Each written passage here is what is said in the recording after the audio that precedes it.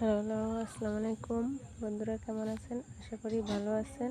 আমিও ভালো আছি। আপনারা আমার প্রথমে সালাম নেবেন, তারপরে আমার ভিডিওটা দেখার আগে সাবস্ক্রাইব করে দিবেন আর লাইক করবেন, বেশি বেশি করে শেয়ার করে দিবেন। আর এখানে দেখেন, এখন আমি কিভাবে সালোয়ারটি সেলাই করব আপনাদেরকে আমি সম্পূর্ণভাবে ভিডিওটির মাঝে দেখাবো।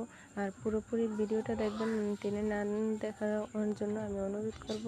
আর এখন দেখেন, আমি জয়েন্ট খাওয়ার পর এখন আমি মাঝ বরাবর জয়েন্টে দিব। আমার এটা যেহেতু একটু কাপড়ের সমস্যার কারণে আমি জয়েন্ট খাওয়াতে হচ্ছে, তো এখানে আমি এই বরাবর সেলাই করব। সেলাই করার পর আমি রাবারের জন্য সেলাই করে নেব। রাবারের জন্য সেলাই করে নিয়ে তারপরে আমি কিভাবে রাবার খাওয়াবো আপনাদেরকে আমি আরেকটি ভিডিওতে দেখিয়ে দিচ্ছি, তো আপনারা সেখান থেকে দেখে নেবেন। তো দেখেন আমি কিভাবে সম্পূর্ণভাবে সেলাই করতেছি।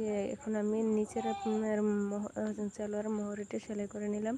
দেখেন আমার সম্পূর্ণভাবে কত সুন্দর করে আমি সেলাই করেছি। এখন আমি দেখেন এই যে রাবারের কাপড়টি এখন এখানে আছে, আমি এটা সম্পূর্ণভাবে সেলাই করে নেব, রাবারটি জয়েন্টে খাওয়াই নেব।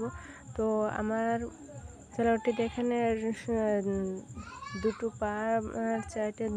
পায়ের চাইতে আমার সম্পূর্ণভাবে সেলাই করা হয়ে গেছে।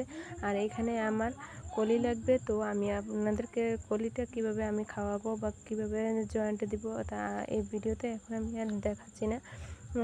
আমি আরেকটি ভিডিওতে আপনাদেরকে দেখিয়ে দিব কিভাবে সালোয়ারের মাঝে কলিটা খাওয়াতে হবে।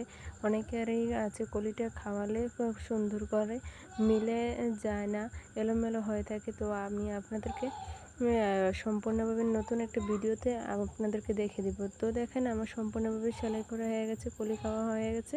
এখন আমি সালোয়ারের রাবারটি খাওয়ার সেলাই করব। সেলাই করার পর দেখবেন আমার সম্পূর্ণভাবে সেলাই করা হয়ে গেছে। তো দেখেন কত সুন্দর করে আমি নিচের থেকে একদম পুরোপুরি সালোয়ারটা সেলাই করেছি। আশা করি ভালো